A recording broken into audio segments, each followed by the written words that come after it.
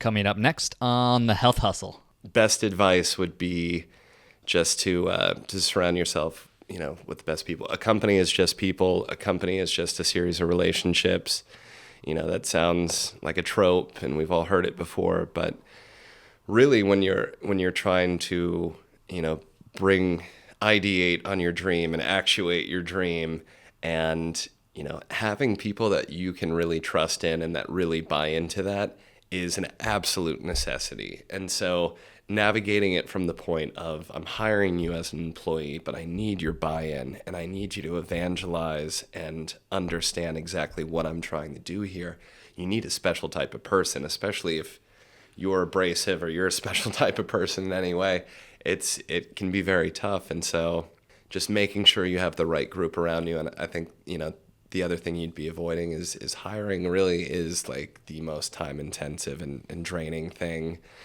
The merry-go-round, the formalities of it, the time, reprioritizing. So making sure that you put stock just as you should with, your life mate, whether girlfriend, boyfriend, whether you get married, it's exact same with, I don't have a co-founder now. I'm glad, that we solved that. But with each employee, and at this stage, it is like, yeah, this is a real relationship, and it goes beyond, your friendships or anything else. Like, you need this person's full buy-in, and you need to know that you can depend on them and know that they have your best interests, because there's no other way to move fast and grow a business than by just having absolute trust in people. Hey folks, and welcome to the Health Hustle of Austin, Texas. On this show, we uncover the big ideas from your fellow health and fitness entrepreneurs in the Austin, Texas area about how they built their business and the lessons they learned along the way. What's up, y'all? Corey here, and on this episode, I had a chance to sit down with Lee Ackerley. Lee is the founder of SwiftFit, which is a wellness and fitness events company here in Austin, Texas, and they pride themselves on giving the events a little extra Texas twist. Some of the things that we get into on this episode are how running becomes an addiction. I can totally relate to this. The difference between addiction and obsession, Lee's first entrepreneurship endeavor, the concept that everything is sales, I agree, getting paid to run and drink beer, what an amazing gig, the challenges of public events, why doing hard things bonds people, speaking from experience, his best business and marketing advice, surrounding yourself with the right people, and so much more. One last thing, if you're a health or fitness professional and you're having difficulties getting leads, one of the most common reasons that I see this is not having a well-defined niche. If you go to the link in the description, I have a free 3-step process that walks you through exactly how to get clarity on which niche is best suited for you and your business. Without further ado, let's go.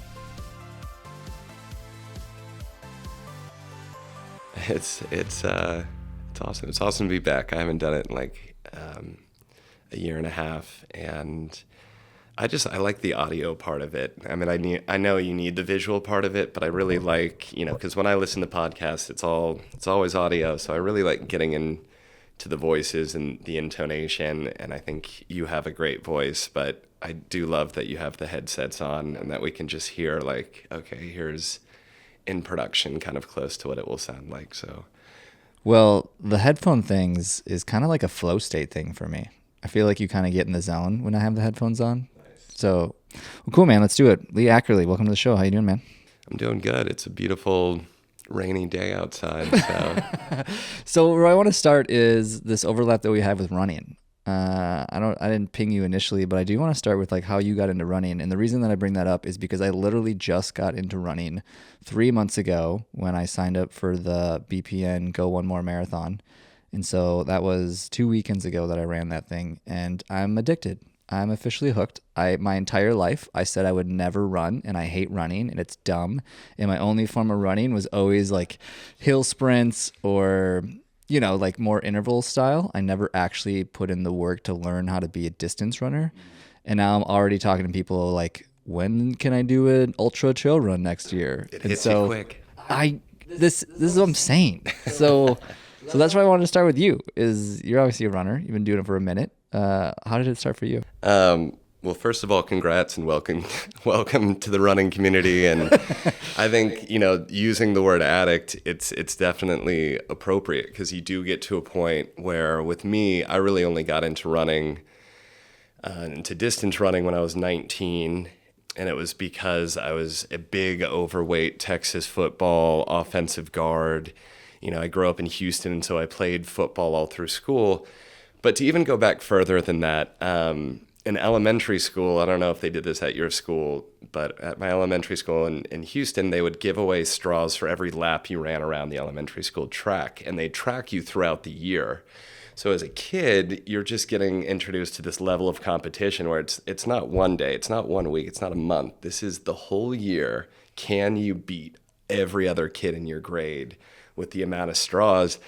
And I guess that's just what I needed. That's like the dog whistle that locked me in. But every day when I was on the track, I was just like locked into who else I was competing with. If I got the, most amount of straws, if I was missing a day of school where we were on the track, I was done. Like I would just beg to be taken to school so I could do that. And then I started, it's like fun runs that you start winning them, and like Jingle Bell Run, you're in like the first 3 in Houston and you're like, that's cool. But then I hit high school, and the first day of freshman year, the principal walked up to me, and it's not a huge school, but I definitely should have been anonymous at that point. He was like, Ackerley, like ready for football season this year? Yeah, you're going to get out there? We're looking to see. And I wasn't even on varsity yet, but I could just tell like the emphasis, and, living in Texas, everybody knows this, is on Friday Night Lights, and it's Texas football. So that's how you get the alumni to contribute. That's the only thing people care about once they graduate high school, apparently, in Texas. It's not academics. It's not the arts. It's, can you beat the rival? Yeah. And so, I started playing football when cross country was happening, and I do track and field in the spring, but it was more like shot put. And so I was never running in high school. Yet when we would do ladders on varsity team, I would beat the receivers in like long distance running on ladders. And I was, a lineman. So I knew like I had something there for my bigger frame, because I'm 6'3", I weigh like 230 now, and, still getting out there, but I've always been kind of a bigger dude. And then, after I graduated high school, went to college, the intramurals weren't doing it for me anymore. And I just didn't have any competitive outlets. So my cousin at the time had just done his first marathon. He signed me up for New York. He was like, you're doing it.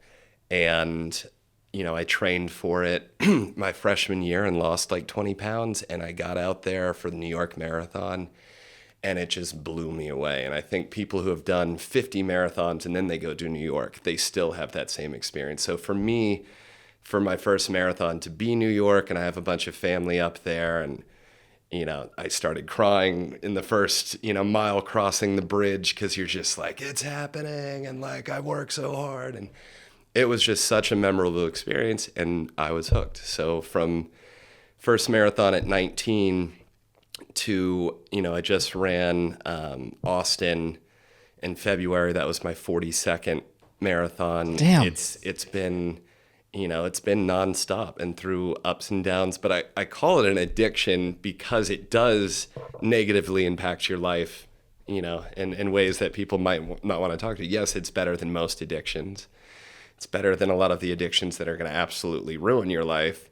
But it does give you those dopamine, serotonin hits, especially doing distance and those long runs. People don't talk about marathon training and then the come down, 3-4 days after. You're still kind of sore. There's nothing to really focus on. There's this malaise. There's this, why did I even do that? And, I'm not going to do one. You can really get down in it. So if I miss days with running, I become cranky and I don't have my outlet, and I treat people differently, and like I can recognize that. But I do know that once you've come into it and you benefit from it, it's like, oh, I get all my best ideas, like clarity, stress relief, lose weight. There is another side to it where it's like, I'm over relying on this, and it'd be great to cross train, but nothing gives me what running gives me. I'm trying a lot of different things, but running really is it, so if I can find a replacement, that would be amazing. I'm doing a lot more triathlons. I'm trying to find a middle ground, but Yeah. I can resonate with a lot of that, man. I would say that my base has always been the weight training world. I've been doing the weight training stuff for, I just wrote about this the other day, like 18 years or something like that. So that's always like my go-to for a lot of stuff, which I'm very grateful for, because I think it's had a lot of carryover into the other stuff. But to your point about the addiction of running, I always say that I don't really have an addictive personality, but I have an obsessive personality. And so when I start getting into something, like right now, my latest obsession is sand volleyball. But now that I've got into this like running thing, I find myself getting obsessed with it and finding not so much the physical aspect of it, but the mental aspect of it. I never realized how much carryover there was from mental fortitude to like the mental demons that you battle in your head when you're running. I always make the joke that I wish there was some sort of like chat prompt above my head when I'm running of like, you know what I mean? You're constantly going You back might and be forth. locked up. You might be committed. And that's how I feel. I think most people would feel that way during running because Yes. there's so many personalities, different voices popping up, so many different ways, people telling you to stop or to slow down because of this. You're gonna hurt yourself, or you couldn't go one more. It's like, no, you've done this before. No, you're amazing. You're a savage. No, you couldn't possibly do this. You remember that one time somebody said something to you, and it's like, it's just ridiculous, right? Yeah. But that's what I enjoy about it. Is just like that mental aspect of it. And so, anyways, enough about me. I want to get back to your story. No, I mean, what's cool about being obsessive is you can lock into it, and by being obsessive, you're like, I'm going to find all the great attributes of it. I'm going to learn about the culture. I'm going to accomplish some things. But at some point, it's going to, like the obsession's going to carry on somewhere else. And, you've learned a lot from running, but you get to move on and continue that. And I think, the addiction side is like, even if I wanted to stop running for a year, like, I just don't know how that would go. and I'm kind of scared, like, will it blow up other things in my life? So you said 40 some marathons? I've done 42 marathons. I've done one Ironman, and I've done a bunch of Olympic triathlons. And I see triathlons, you look around Austin, this is like a fit city. There's a lot of older people here who have aged well and are still athletic and still healthy. And I think that's a goal that I've been looking forward to because 42 marathons running since I'm 19, bigger guy, it doesn't look good for my knees. It doesn't look good for any of my joints. And I think any of the distance runners I've met have told me the same thing. I was talking about like qualifying for Boston has always been top of the mountain. That's Mount Everest for most marathoners. And a lot of the old guys, will just tell you, wait 20 years until, the cutoff time is a lot slower because killing yourself to make that time, you're going to ruin your knees. And once the knees are gone, they don't come back. I mean, technology is getting a lot better, but for the most part, you just see it with a lot of, younger runners, people that have tried it. It's not a pretty picture for distance runners for many reasons. Yeah, I can totally see that. It's one of the reasons why I'm not going to do another one this year. I'm actually going to do a High Rocks in November. Right. I was talking, you're familiar with High Rocks, Yep. right? Yeah. So just to give people context, it's basically a mixture of running and then some sort of like workout event, similar to like CrossFit, Yep. I guess you could say.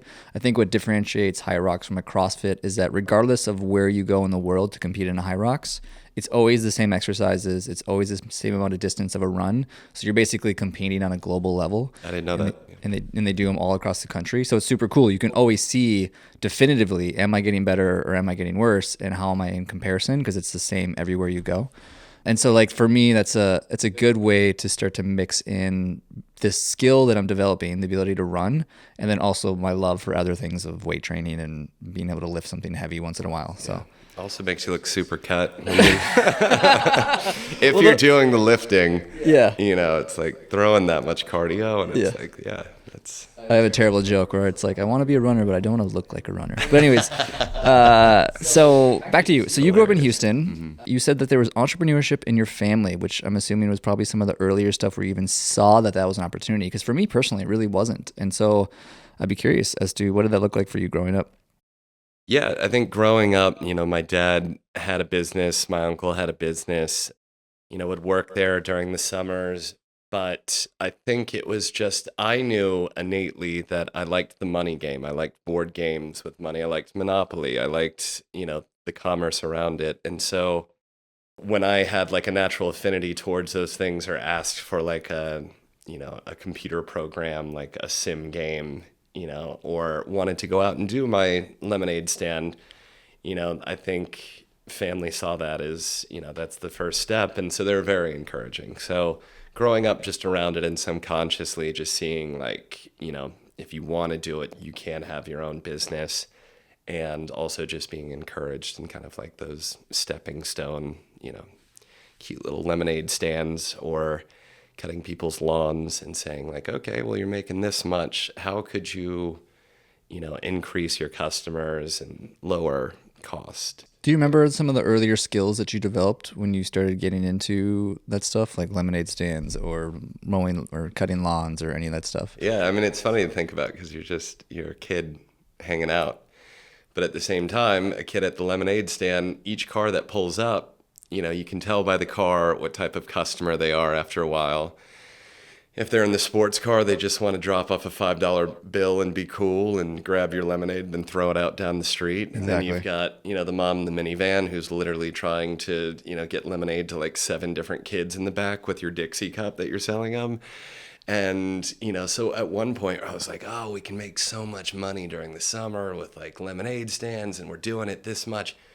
Like, why do we have to stop when it's cold? And in Houston, it's like not that cold for that long. But I was like, oh, it's too much time. Like, we got to find a way to, to make money. So after school, I started making hot chocolate and selling it outside. And that's when I started to see like the costs. Like, then I was trying to charge like $3, because I was buying Swiss Miss or having my mom buy it. And then I was like, well, I still need to make a profit. And then you're selling like $3 mini cups of hot chocolate and people are like, this isn't hot enough. And you're starting to see like, wait, like people are upset or that this is too much. So the second iteration is like, how can we make more money than lemonade? Let's do slushies. So me and a friend went out and bought coconuts from Sam's Club, cracked the coconuts in half, made all of this slushie, and we made like a little daiquiri and a coconut. We priced it at about $6.50 in 1998. So people pulling up at the stand who are thinking like, oh, cute little lemonade kid, they're like, I got to pull out a $10 bill here? And like 5 isn't enough. And so then we just had people, not buying them. And I remember sitting there drinking the rest of the slushie. We saw our janitor from the elementary school came by and we gave him a free one. And we started giving other people free ones. So at the end of the day, it's like we had lost our shirt as far as, didn't sell any, lost a lot of money on the cost. But those were little lessons, of everything doesn't work. I admire the hustle. Yeah. Because I feel like most people, when they start a lemonade stand and it like doesn't go quite according to plan, they just go and pick up their video game and, play video games for a while. But you're like, no, like, how do I figure out how I can actually make a legitimate profit doing this? Yeah. I thought it was really cool that adults were like transacting with me and like giving money to like a kid. What did you want with the money? Did you want to buy something? No, I just had it gamified in my head. It was like, I guess in this life, this game? Yeah. I mean, and you're a kid. You're not understanding. You just see that adults leave for work every day. Why? To make money. And for you, it's just like, well, like I can do this myself, and I can be an adult. And a lot of, I think, being younger is just wanting to be more mature, even though you're as immature as it's ever going to be. Yeah, I think, what I like about this topic is that I think a lot of people have a similar experience of exactly what you're talking about, whether it's mowing lawns or shoveling driveways, like where I'm from in Minnesota. But it's not as common to find somebody that actually hustles through something like that and actually really wants to. And that's why I'm always curious as to what the motivator is, of whether it's like you want these sick pair of Nikes or whatever it is, right? Is like there's usually some like carrot at the end of this stick, I guess you could say. So yeah, I mean, I had toys that I liked, and I definitely like coveted. I think it was definitely just sports stuff, jerseys and sports memorabilia that I worked towards. But there wasn't like that golden Pulp Fiction briefcase thing. Like that's just exactly what I need and want. But I do love, like, all my favorite biographies are people with similar stories. Like they're out selling, popsicles on the beach, or they find like a little niche when they're a kid, and that is just the switch. Yep. Where it's like, now we're off to the races and the possibilities. sales. Yeah. Sales is fun.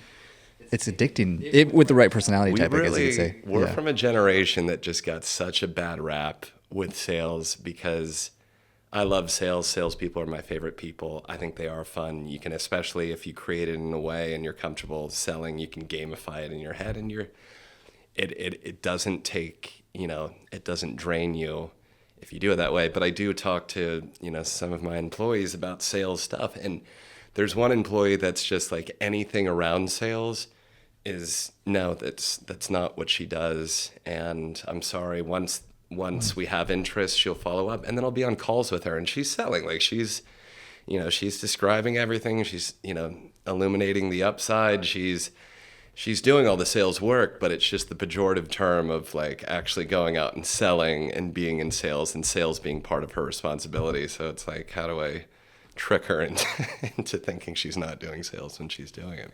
Yeah, it's for sure framing. There's no question. Everything's sales. We're selling people on this that they should listen to the rest of this podcast episode. Yeah. Everything is sales with the right framing, right? Yeah. When you're at a bar and, you're trying to convince somebody to take your number or to, give you your number, you're in sales. Yeah. Right. Yeah. Everything from when you're complaining in, the grocery store when you're 6 years old for your mom to get something and have a tantrum. Like that's sales. Totally. That's I think all you have in your arsenal at that time is to... I think what put the bad taste in a lot of people's mouth, though, was that sales used to be, I don't remember the exact expression, but basically one-sided in that, you ever seen the movie Matilda, where the used car salesman is basically like... Danny DeVito, yeah, falsifying the actual odometer on the car. Getting one on people. Yeah, right. That's people's impression of sales, is that skimy, dirty, you know more than I do, and you're using it to your advantage. Yeah, it's this schlubby, ill-fitting suit, kind of, Death of a Salesman, Willy Loman type character. And hey, that's still there. Sure. That still is part of it, and you still meet people exactly like that. But I think Austin's a particularly interesting place because there are so many salesmen who have done so well here. You've just been at Dell or you've been at IBM early on, and they're retired more so than CEO or founder ever would be. And there's other examples of that with contemporary tech companies here. But salesmen really, unless you start your own thing and cash out or you've got some other angle, salesmen are typically top of the heap, and that's for a reason. As far as income, it's because that's what their value is. Well, and to that point too, the reason that it's valued is because it's very emotionally uncomfortable. It's hard for a lot of people emotionally, and that's why it's a valuable skill. I think I might have said this on an earlier episode about the 4 organic skills that I think every business owner or entrepreneur should have, and it's speaking, writing, sales, and marketing. If you have those 4 skills, those carry over to literally everything, and you can literally do whatever you want with the rest of your entrepreneurship journey. But you have to actually put in the time to learn those skills, no question. Absolutely. Those are 4 great skills to have. They're ones I practice regularly for that reason, exactly. But so let's continue your journey a little bit then. So after this short stint in Houston of trying to sell lemonade and coconuts on the side of the road, you eventually found yourself in Boston and had a little bit more experience. Tell us more about that. Yeah, I graduated high school, went to Boston University, started towards getting a finance degree, and waited tables and bartended at this place called Le Petit Robert. It was called Jackie's Table. It was a little French bistro. And so, I made money bartending and waiting tables over there, and it was your pretty typical college experience. Oh, I also refereed intramural games. But it was while I was there that I saw a posting for city running tours. They wanted running guides out. And for me, I had just gotten into running as I just got into. But I loved history, and I loved Boston for that reason. You have the Patriot Trail. There's so much history there. You can be like, this is where Ben Affleck and Matt Damon were robbing banks over here. This is, It just allows for so many people to be interested in that, and a lot of tourists who are looking for that. So when I started doing these running tours, I got to meet incredibly cool people who are kind of eccentric and into seeing the city, while running. And for me, it was just like, I'm talking about history, I'm meeting cool people, and I'm getting paid for all of this. And that was kind of a light bulb moment of like, wow, there is ways to mix business with pleasure and make, something that you truly get a lot out of, monetize it. And so I became a manager there for the city of Boston for city running tours, and they kind of let me off the leash, and I started creating different runs to get people out. And one of them, and city running tours is still around. It's in New York and 10 other cities, and it's a great place for, if you want to check out a city, you can do 5K historical runs. But now they do a lot of beer runs, and the first beer run is the one that I set up over at Sam Adams Brewery. And we would run a 10K and then end with a beer at the brewery, and it blew my mind how many more people would sign up for a race. Just knowing that there's a beer at the end. Carrot on the stick, man. Yeah, which was some good marketing feedback early on. But then, I graduated college.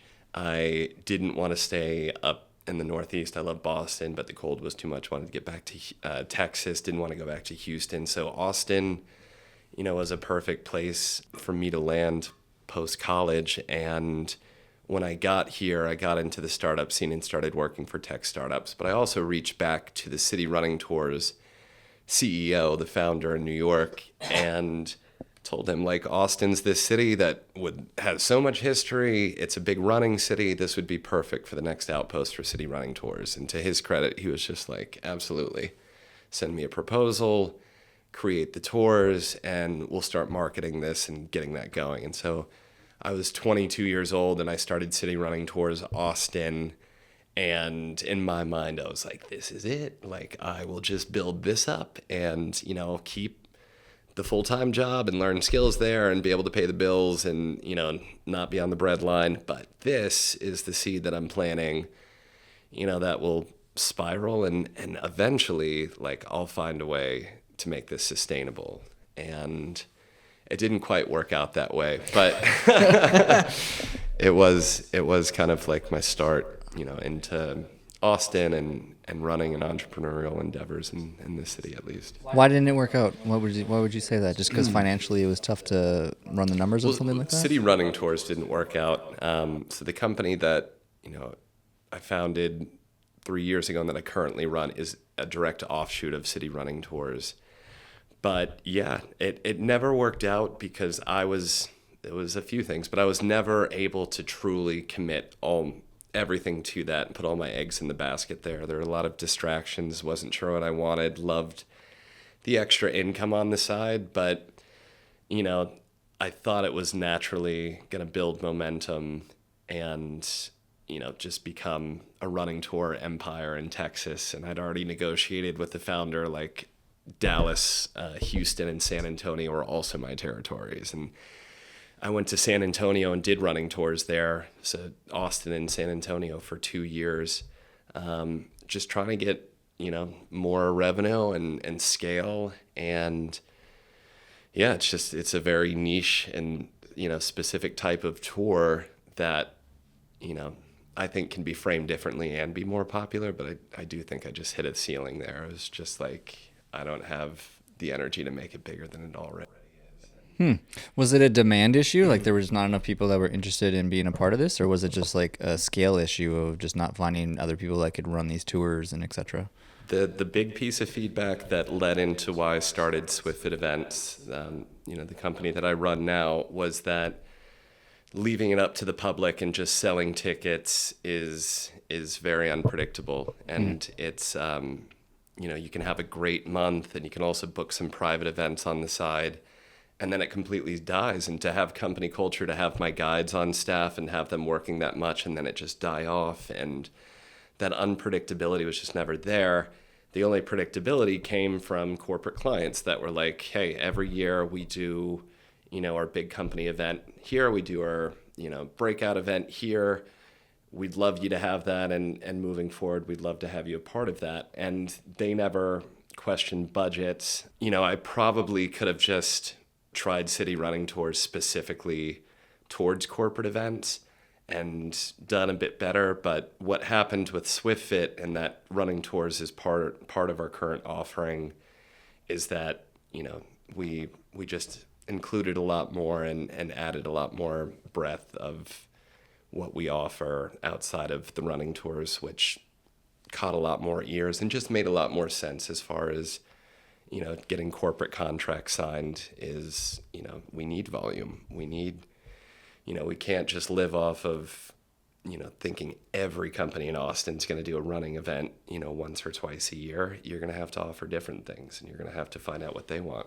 Okay. So just so people understand, and just so that I'm understanding correctly, and correct me if I'm wrong, but essentially it was almost more or less a business model issue of the consistency of revenue that could come in from when you were just basically doing more public related things. It was kind of like an ebb and flow of like interest versus when you actually partner with the corporation, you pretty consistently know that's going to be like a monthly, quarterly, yearly type thing that you can kind of depend on. Yeah, Is that 100%. With the public stuff, you could build a lot towards a month in different events, and it be a complete dud, and that would just, you'd spend 3 months just making back that loss. Yeah. So like it wasn't, the margins weren't there for experimentation. Eventually I got to a point where it was just like, I think these are great the way they are. The more I try to change stuff, like there's just no real incremental bump. There's no response from a lot of the different things that I tried. So it's a tough business, and it still exists, in a lot of cities, including New York, where I think they run them every day. But here in Austin, we didn't have the tourism to that point where that many runners. Now, if we offered public tours, I think, I see enough people on the Segways and on those little mini bikes every day. Oh, yeah. To know that, it would be a solid business. But again, it would still be very parsimonious. It'd still be very, ebb and flow. The consistency is definitely in corporate clients. Yeah, we're actually literally right next to an e-bike tour thing, and I was joking with a girl the other day that I was with. I was like, you're never gonna find me on one of those Segway tours. I think those are the lamest thing of all time, and if anybody hates me for that, I don't care. I think those Segway things are so dumb. No, you're preaching to the choir. I got to know, because we would be out there the same, Saturdays or tour day, so all the tours would cross each other. And I would always make fun of them to my groups. I would say, like, at least you get, like running past them, like, you guys definitely don't look doofy in those helmets. Like, or you ever seen the movie WALL-E? And like, at least we earned our beers and talking. I don't know. It was different stuff, but I would harass them just, it was just to have fun. And, my group loved it, but I did start to see a point where some of the Segway guides were like purposefully avoiding me and like going across the street with their group to make sure they didn't run into the heckling running guide who was just spitting fire. Because I thought the same thing. I was just like, you wouldn't catch me dead, like just with that look on your face. Yeah. The look. I know, I do know. They feel ashamed too to be on there. They look sad. Yeah, they don't look, like they're having, it's just like, it's so cringe. Just it is. Everything about it. I feel bad for the guides. Some of them are good at their job, and I'm sure know facts, but it's just like, every part of it just makes me like lock up and I feel validated. Cringe. Yeah, absolutely. I'm glad I'm not the only one. Yeah. Because I feel very validated now that we're talking about this. Yeah, and with, running, we're getting out there, we're earning it, we're getting that dopamine, serotonin. Like when we're at the same spot or at the Driskill Hotel talking about the same stuff, it's just, we look at us, we're sweating, we're getting it in, and you look to the left and these people are kind of staring off and, seeing how their Segway works. So you know what it is? It never clicked with me until we're actually having this conversation right now. But what it is that doing challenging things, you could say, bonds people, right? And so going on a run, even if it's not insanely challenging, even if someone's like a very experienced runner, it's still some degree of effort and energy that goes into that endeavor. And that brings people closer together, right? It's like a real visceral experience of like doing this tough thing. That's why like the marathons or the Spartan race that I'm doing next month or whatever, like that's why those are fun and memorable, is because like, cool, we did this challenging thing as a group, as a community, and we overcame it, and now we're closer together for it. So. Absolutely, especially when it's something kind of like zany and off the wall, like a running tour. A lot of people are hesitant just coming in, like I've never done one before. They're looking at what to expect. So by the time they're done and they had a great time and they'd shared this experience with everybody else, and it was like they got a 5K run in on top of it all, it's all smiles and all bonding and what are you doing later? And, you've got new friends, but yeah. You must have a million friends. Question, this might be a really tough question for you, but do you have like a favorite event slash run slash experience of all? How many of these running tours have you done for that record? For the record, Man, it's got to be what, hundreds? yeah, it's definitely hundreds. I would, it's probably not into the thousands, but it was 10 years of almost uninterrupted offering the tours, and we do them every Saturday. And, at one point I had 7 guides working for me. Sometimes it was just me out there. But yeah, I'd put it close to 1,000. I used to wear these Texas running shorts, so Texas flag shorts. And I had a City Running Tours shirt. That was my uniform. But I've worn the shorts in a lot of my marathons, and I've had multiple people in different cities come up and be like, "You're the tour guy Yes. in Austin, right?" Because, Yes. I do stick out in that regard, I guess. But yeah, I've met, a lot of cool people, some musicians, but really just kind of like adventurous, fit travelers that, are just open-minded, which is always fun. What's your favorite Austin fact? You must know all the facts about this town too, then. Yeah, do you want to focus on one aspect, like history, music, Business? business? So, yeah, Driskill Hotel is a great business story. Jesse Lincoln Driskill founded the hotel. He was an ex-Confederate commander who made his money as a cattle baron. So he was a cattle baron that was like, I want to get into hospitality. What's a cattle baron? He rustled cattle, so he would move cattle, breed them, and then send them to slaughter. And so, like, the Goodnight Trail is a family that used to take cattle, but kind of how the Carnegies and, some of those bigger families came out later, the wealth barons. Yeah. There were cattle barons, in the South and in Texas in particular that, we just run bovine. We make a lot of money. Totally. And so he was What's that called? King Ranch? Is that another one of yeah, those? King Ranch is the largest ranch in Texas. It's like it's the size of Rhode Island. Yeah, I've heard It's that. pretty wild. But Okay. Jesse Lincoln Driskill, wanted to get into hospitality, so he built the Driskill Hotel. And at the time, in 1886, there was nothing of luxury in town. And so for $400,000 at the time, he built the finest hotel south of St. Louis. And what he did is invited European royalty, foreign dignitaries to come stay at the hotel. And so he really wanted to bring, just like an oasis of luxury, to the capital. But he was a gambling man, and he played a lot of Texas Hold'em. And he ended up losing the deed in a game that he played almost a couple of years after he had opened to his brother-in-law.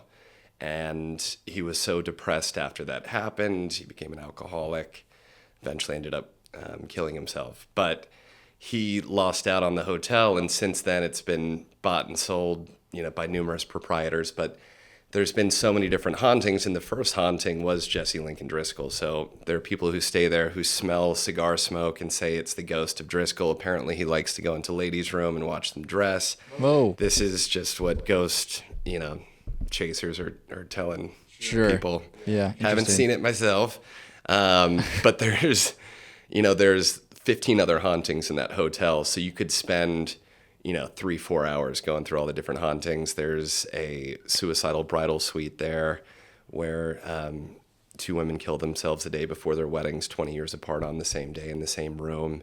There's a bunch of other fun hauntings and just fun facts in the Driskill. But from a business side, I think that's an interesting one. Super interesting. Don't gamble, I guess. Side note, I've literally never asked this question on the show, and it's way off topic, but I feel like I have to because you brought it up. Do you believe in ghosts? I don't. Okay. I believe in energies.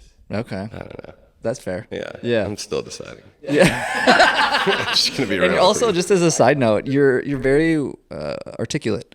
You're very good with your words, and that explains a lot of obviously probably all the tour stuff that you do. Yeah, I love vocabulary. I also write. I'm a freelance music writer here in town, so I write for Austin Monthly currently. I've written for the Chronicle, but I love writing, and ChatGPT is eradicating that. And I think in a way, it does allow people who love reading and writing, a little more it's going to emphasize their skill set a little more because ChatGPT is going to eliminate the mediocrity Yep. and just, the kind of BuzzFeed type articles. I was just going to say that. Totally agree. But yeah, at the same time, it's a tenuous place to be in talking to, writers and editors that I know in town. It's like, yeah, you need to start evolving yesterday.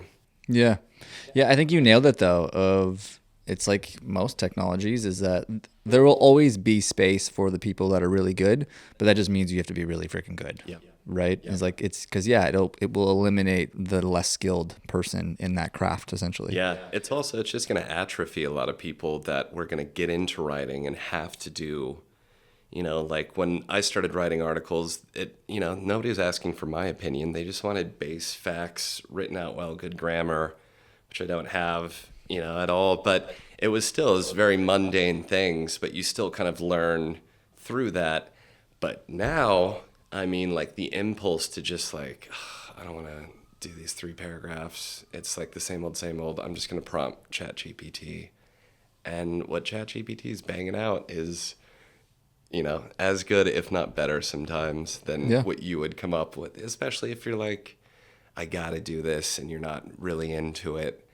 That's a crutch. And so I think using that is just going to becoming, it already is. It's just so much more prevalent, and it's going to atrophy everybody's ability unless you're really, you're one of these people that journals or forces themselves to write or read stuff. For anyone listening, I want to just bring this up real quick because that's actually one of the reasons that I now actually speak so much more from personal experience of just basically talking about the things that I like. Literally the newsletter that I was writing today that I write every week was more or less just positioned from the angle of talking about the marathon that I did and the lessons that I learned from it and how it applies to marketing, which is mostly what I do. And so I feel like that's been my way to kind of differentiate from a lot of that stuff is like being able to talk from personal experience. ChatGPT will never be able to talk from my personal experience. Right. But it can mimic it pretty. Yeah, if you're Matthew McConaughey, it's like talk like Matthew McConaughey. Or I actually use ChatGPT to mimic Ryan Reynolds. I was like, tell me this story on this thing in the way that Ryan Reynolds would talk, and it was surprisingly accurate. But yeah. Just dry humor. Yes. Oh yeah, with just really bad dad jokes and yeah. It was shocking. Well, I mean, that's for writers. Like, you can go back and you're like, well, I have an archive. Like, I have 10 years of work that I've done. Let me just feed this in, and then you've got, you've got my Lee Ackerley or Corey Hyman article. Before we kill everybody's dreams, let's continue with this. Yeah. So now we're at SwiftFit. That's the full-time thing that you do now. Yeah. So I left. My banking startup, which is called C Bank, with a coworker of mine, and he was a product manager that knew how to code, and basically I had shown him what I was doing with city running tours and just telling him about, he worked at the same company, about all the banking conferences that, I'd gone to, and just asking around the interest that I was seeing, right off the bat. And so I came up with, a business proposition and convinced him, and he was going to come in 30%, I had 70. And he was going to do like the back of house stuff. So he was going to build the website custom. He was going to do our accounting. He was going to do our SEO. And so we left the company in January 2020 to start an events company. And that couldn't have been worse timing. So he left to go back to the startup. When pandemic hit, we came to the crux where he was just like, okay, well, this isn't happening. Events aren't happening. We're an events company. So I'm going back. And I was like, okay, you have a family, you have that 401k. He went back, I bought him out, but it was very much just like, an oh shit moment on multiple levels with everything happening with COVID. And I had just started, this company, but pivoted, went digital, did the whole Zoom thing, reached out to companies, was doing Zoom classes, wasn't trying to spend a lot, but I was reaching out to a lot of people and creating relationships. And eventually some of these hotels downtown and places like Fairground that wanted people to start coming back reached out and were like, hey, we need foot traffic at a time, or we need you to provide amenities for our guests that are no longer available. Like Austin Proper Hotel was like, we're on a skeleton crew. Can you come in and do all of our wellness and fitness for us? And, we're like, that's not what we set out to do, but absolutely, like, let's adapt and figure this out. And so we started creating these community events, and those became open to the public, but they're community events that happen all around Austin now. And they came out of pandemic, working with, these relationships that we've created, but was not the original business plan. So now that we're out of pandemic, we're back to the original plan, which was corporate events and putting on, fitness and wellness programming at these larger corporate events, conferences, conventions, sales QBRs. And, so we took a little detour during pandemic and got the community events going. And now, if you're in Austin, you can go to a community event that's open every day of the week, free of charge, at some new venue in Austin. So it's a perfect way for somebody who's new to Austin to go out, meet people, see the city, check things out.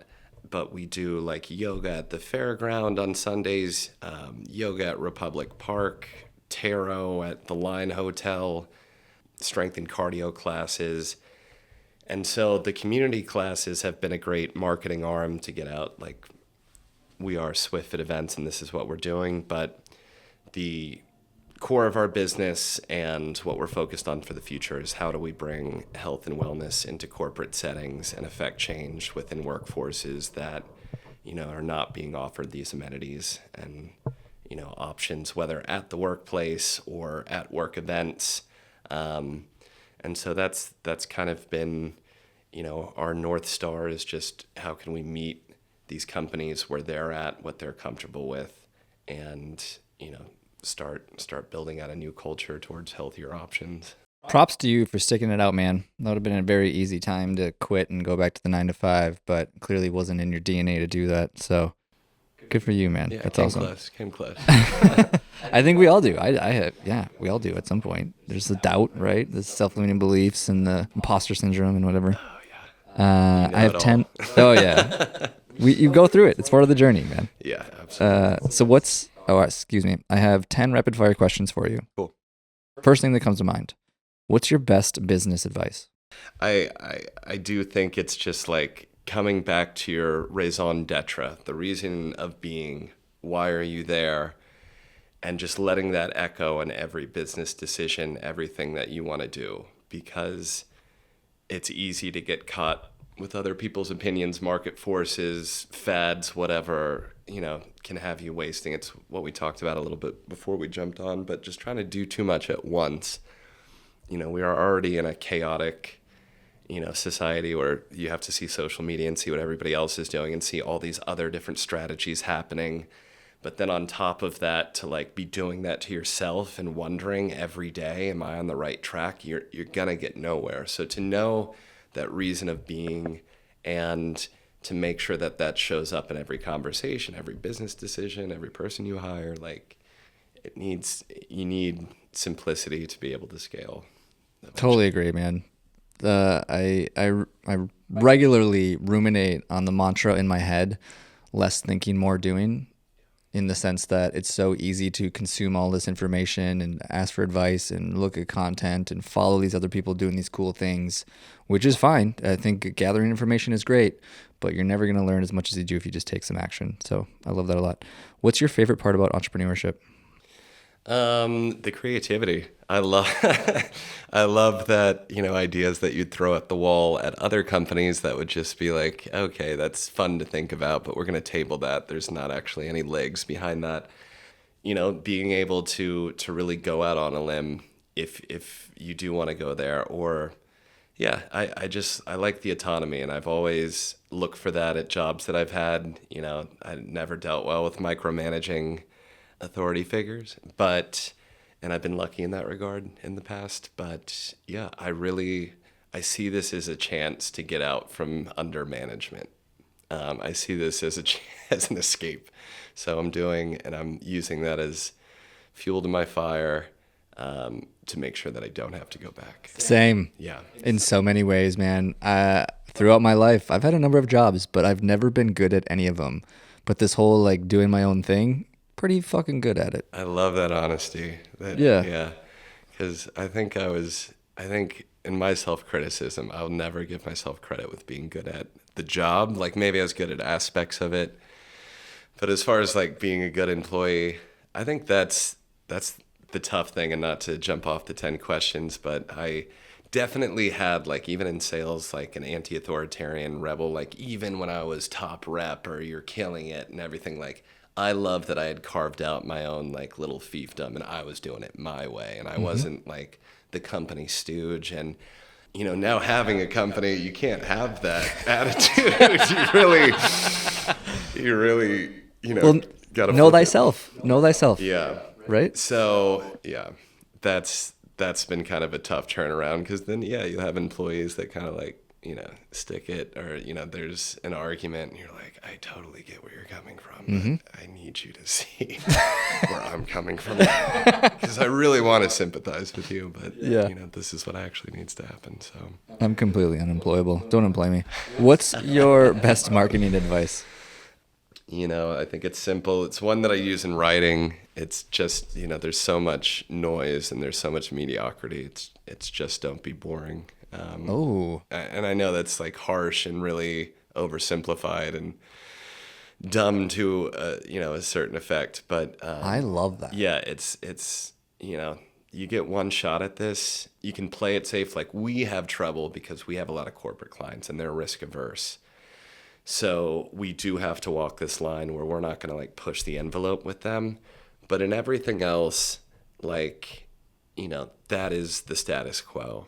That if I look at this and I'm not excited by it and I think like I would scroll past this, then it's not working. And for us as like a younger company, it's like we are young. This is one of our advantages. Like we should be completely cutting through the noise and doing our own thing. I saw a commercial today. Liquid Death just released a commercial with Travis Barker, and you got to check it out. It's one of the most out there, zany, inappropriate things I've ever seen a major company, especially a water company, do. They're talking, it's a enema set that comes with the Liquid Death bottle that Travis Barker is laying naked on a couch selling you a Memento enema that's Liquid Death approved. And I'm like, is this an SNL skit? No, it's a full-on ad. But I was like, you got to see the whole thing. It's just outrageous. But I think, a lot of the marketing world has looked at Liquid Death and just been like, hey, they're writing their own rules. Like, they're just being interesting, and they know how to get people's attention. And at the end of the day, that's all that matters. So I honestly, truly to my core, love that piece of advice. Don't be boring. I would put an asterisk next to it though and say, but don't be fake. Yeah. Because I think being quote unquote interesting or doing something over the top just for the sake of doing something over the top that isn't actually authentic to who you are, that's risky. 100%. I think we've grown up in a culture, though, like our generation has seen, before social media, we've seen at social media, we've seen all the phases in between. And I think even the younger generations are even better at it. But being able to discern authenticity and if this person actually means it, there's of course exceptions, but I think the consumer is really in tune with if you're bullshitting them or not. 100%. Yeah. When are you the most productive? Mornings by far. Getting up, if I get a run in the morning and it's looking like a good day, and maybe just a little bit of coffee, that's nirvana. That's not too much to get jittery. I've been there. Yeah. Who is your inspiration? Talking about all this running got me thinking about Steve Prefontaine. Oh, and he's he's a legendary runner, but he would talk about how he is an artist in the way that he runs, that his effort, and not in, I know that can come off as very pretentious, but he said it, he's just like the way that he commits himself and he leaves it all out there. Like that is his brushstroke, is how he runs these races. That is his art upon the world. And he was somebody that was just as pure of a soul as it gets, but also like fiery passion. Just a really inspiring guy. If you got to get hype, you just start reading some Steve Prefontaine or watching some of his races, or tapping into that kind of spirit, because it's feral, it's wild, it's him doing what he wants. He was kind of an asshole and dick, and he could be, very prickly in ways, but like he gave it. He was like true to his art and to what he wanted to do. Have you stumbled upon Ken Rideout yet? No. Not heard that name? Mm-hmm. I've recently fallen in love with him. He was on a different podcast show. It's very unlikely very many people have heard of him yet, but they will eventually. He's in his, I think, mid-50s at this point, but he's actually a huge marathon runner, and he's actually getting better with age. He actually gets better year after year after year. And he said something on a podcast episode that I can't stop thinking about. And he said that it's harder to quit than it is to suffer. And it goes back to that mentality piece of like what it actually takes to do something challenging. And he was telling the story about how he was doing an Ironman and all the red lights were going off. Like he thought he was going to pass out, and he was pushing the limits, and he ended up quitting this Ironman because he just couldn't finish it. And he spent the next year regretting that he didn't just really push it a little harder. And that's where that quote comes from, that it's harder to quit than it is to suffer, as opposed to just like suffer through continuing to do it. And I feel like that's just like such a great way to emphasize like runners or endurance athletes, or like the mentality behind it.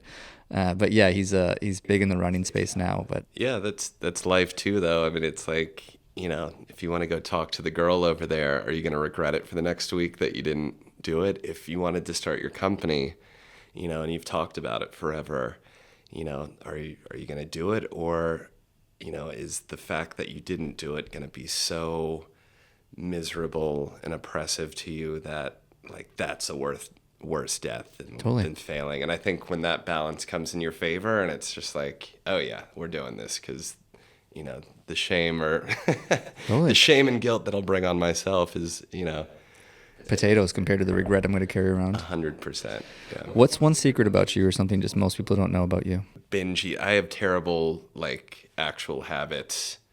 Like life habits? Yeah, like for running a wellness company and running as much as I do, I'm terrible with like planning out nutrition, and it's something I'm really trying to work on. But yeah, this is a terrible answer because it's just like, yeah, I like sugar like everybody else. But I will gorge myself, between the hours of like 9 and 11 p.m. on just an endless amount of ice cream and sweets. And I don't like eating most of the day. I'll have like a snack to get from hangry, but I'll have like this huge meal, and then I just need like just as much sugar on top of that, and then I just go to sleep, and it's terrible, and I know that. But that's no judgment, man. Yeah. That's my secret. Thank you. I'm glad you share it. I recognize it. I accept it. I have zero judgment behind it, because there's no amount of shame that's going to change you. Yeah. There's a and at the end of the day, it's like, oh, I ate too much sugar. Yeah. We love you for who you are, man. Thank you. What's one thing you would change about yourself? I think always we're looking for homeostasis and just trying to balance out our edges. So if I get angry, or if I get, if I could just find more zen, if I could be that man on top of the mountain, just letting things pass and knowing, that it'll all become clear eventually would be great. But unfortunately, I can get caught up in things. I can get passionate, I can get angry, I can, not be the best person to, work with and on some days. And it's stuff like that. It's like, in retrospect, you're like, oh man, I think I came off abrasive, or maybe I was like too down on that. So yeah, I think I'm just passionate and put myself into things, but definitely wish that, I could just be observing a lot more than feeling like I'm always in it. I like that answer a lot. What's your favorite app or resource you're using right now? That's funny you bring this up. So I'll just throw this out there. I just got on the app. It's called Too Good to Go. And it's a bunch of bakeries and companies around town that take the food that they were going to throw away for the day, and they create different surprise bags and bags that you can pay $5 for, $6 for, and you go and pick up like 30 donuts, a few cinnamon rolls, kolaches, and they have them at Quack's Bakery, they have them at Shipley's, they have them at The Well. there's a bunch of other companies, but basically you're just getting large amounts of pastry and baked goods for like $5. And I don't think anybody really knows about the app. So No, I've never heard of it, but it sounds dangerous as hell. So This explains your 9 p.m. to 11 p.m. feast. So that goes into the secret a little bit. And I wouldn't say it helps me, but That's great. I love to scroll through it and just see what's available, When were you the happiest? Besides childhood being carefree playing outside, I think, now is a pretty happy time. Love that answer, man. What's your favorite part about Austin? And you can't say the people. Just that it's an artist city. This is the cultural drain pipe, for Texas. If you grew up in a town where you didn't feel wanted or you felt outside the box or you wanted to do something that was too big for your town, this is where you come. A lot of people can't get to Los Angeles or New York. So it's a really special city. It's always been in that way. And I think a lot of people pump that up, but the one thing they don't look at is the amount of heartbreak in the city too. This is the live music capital of the world. You have scores of bands that, technically and musically are on a level that they could be, sharing the stage at Coachella.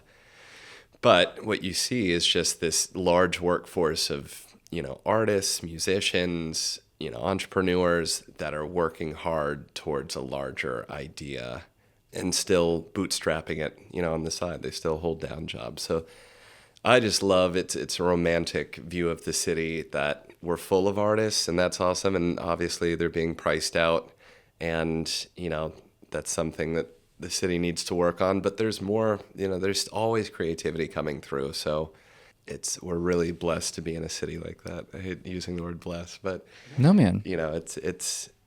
I would have moved somewhere else if I didn't think this was the coolest city in the world right now. I wish I had moved at other times, but right now, with all the wind blowing through Austin sales, this is a pretty cool time to be here. Totally agree. You're obviously very passionate about this town, so that's cool. I have one last question for you. Before I ask that question, though, I just want to acknowledge you for all of your journeys of lemonade stands to mowing lawns to carving your own path to becoming the guy that takes running tours to the next level, especially here in Austin, Texas, to clearly having a depth of knowledge about this town, to being very articulate. You're obviously very good with your words and enjoy writing and speaking, and you're very good at it. And honestly, for creating a business that's helping a lot of people get into the space of just being more active. And I just want to acknowledge that. I really appreciate that. Yeah. It's hard to take compliments right on the head like that, looking at another person's eyes. But no, I do appreciate that. And it's cool to expound on that and kind of, this podcast, it must be the coolest way to meet people and really, to get those nuggets out, because everybody's got that type of story. 100%. It's my favorite thing in the world. I always tell people, I get to bring on interesting people and learn from them and tell their story. It's the best fucking job ever. You win. Yeah, exactly. You've done it.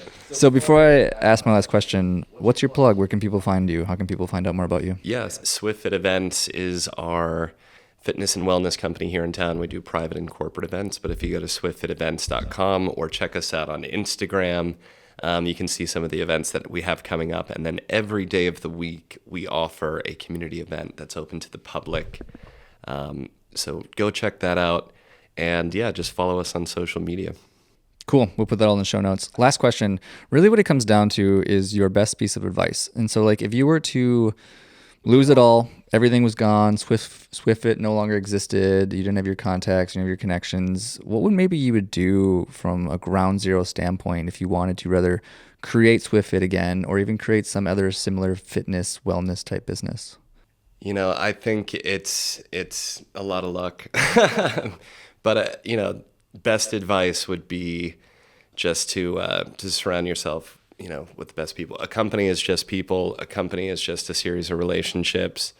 That sounds like a trope, and we've all heard it before. But really, when you're trying to, ideate on your dream and actuate your dream, and having people that you can really trust in and that really buy into that is an absolute necessity. And so navigating it from the point of, I'm hiring you as an employee, but I need your buy-in and I need you to evangelize and understand exactly what I'm trying to do here.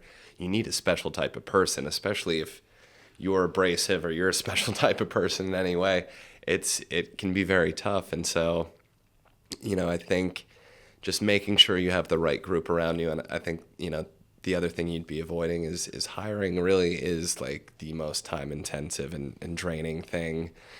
The merry-go-round, the formalities of it, the time, reprioritizing. So making sure that you put stock just as you should with, your life mate, whether girlfriend, boyfriend, whether you get married, it's exact same with, I don't have a co-founder now. I'm glad, that we solved that. But with each employee, and at this stage, it is like, this is a real relationship, and it goes beyond, your friendships or anything else. Like, you need this person's full buy-in, and you need to know that you can depend on them and know that they have your best interests, because there's no other way to move fast and grow a business than by just having absolute trust in people.